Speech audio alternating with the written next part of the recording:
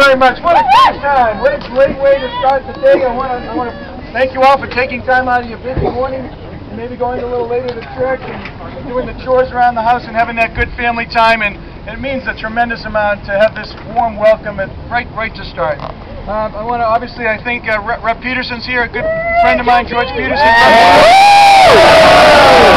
Frost is here, I know. And I want to, did I miss anybody, George? No, and Senator Havoc was with us earlier, but listen, this race is about differences. It always has been. It's not about personalities. It's about the differences that affect each and every one of us. And the differences especially between Martha and me. And Martha is working, obviously, to raise your taxes almost $2.1 trillion over the next 5 years. I'm not in favor of that. You're talking about keeping our troops safe. Let me tell you, there are Al-Qaeda and Taliban in Afghanistan. They're there. They're fighting. They're killing our soldiers. They're giving them a good battle. I support the President in his efforts to finish the job. Martha is not supporting her own President on this vital issue of national security. That's right. We're going to finish it, that's right, let's finish it victoriously. And you know what, this race is also, it's taken a turn, really, I don't even know how to say it. I thought it was going to be an issue of differences and talking about the issues, but the second I walked off the stage after the first debate, I go up to the green room and I see the negative ads. What do you expect from liberals? It's not about liberals or conservatives. It's about the way you run a campaign. And bottom line is, when I ran for this race, I said to my wife, and she said, "Honey, when you're done, you have to look in the mirror. You have to be able to be proud of what you've done, and you have to stand tall. And number one, and number two, you have to be able to come back into this house." And if you run a negative campaign, honey, let me tell you a couple of things. So we tried not to do that. We tried to talk about the issues, but I'll tell you what. There's negative campaigning, and then there's malicious campaigning. And to have Martha and her team think that I would not want women who are raped to get emergency contraceptive services at a hospital, it's malicious. It's malicious. And not only is it malicious, I have the same position. It's a lie, absolutely is a lie. I have the same position as Senator Kennedy, which allowed for a conscience objection for people who were opposed due to their religious convictions not to provide those services. As a matter of fact, in the new health care, the Senate bill that they're working on right now, the same clause is in there that I actually it's a much broader clause. Mine was just for emergency contraception.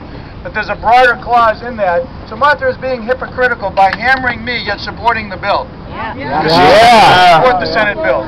So this race is once again about differences. So you tell all your friends, that once again it's a lie and distortion. When I go, my wife and I went out last night. We went bowling with my daughter and her boyfriend, and then went out for a dinner at a Chinese restaurant. And don't you know, there were 7 ads in a row. 7 in a row from not only Martha, but all the special interests from throughout the world hammering me and distorting my record and lying. And the difference is I actually have a voting record. So I guess it's a little bit easier than when you don't have one, but more importantly, it was to the point where it was like funny. Everybody in the restaurant said they know Scott Brown. I drive a truck.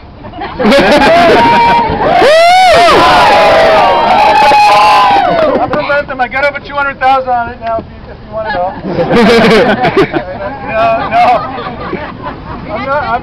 And I love George Bush this, George Bush that. I'm Scott Brown from Bentham. I'm here to talk about the issues, not about these name calling and ridiculous ads. So what can you do? You can do what you're doing right now. You're here. You can continue to call your friends and ask them to get involved. You can continue to fight the good fight because we have a chance. Yeah.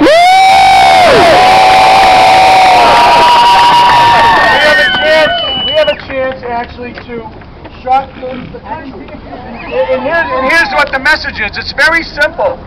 And tell your Democrat friends, and I have a lot of them who are more liberal than others, and one thing that they all believe in, though, is fairness and good government. They love to have conversation about policy and about procedure. Well, right now, as the 60th senator, if Martha is the 60th senator, all debate will be shut off, and they'll continue to ram things through without any conversation.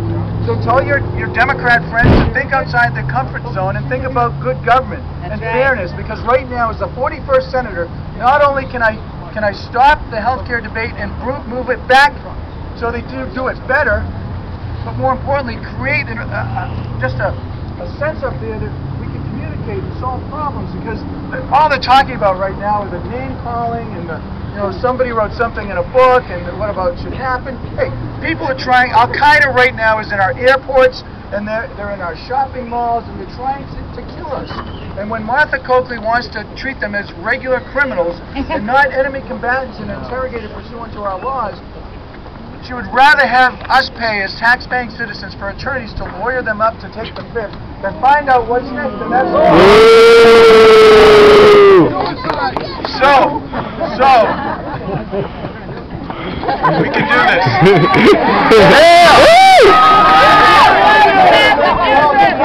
Please do not take anything for granted.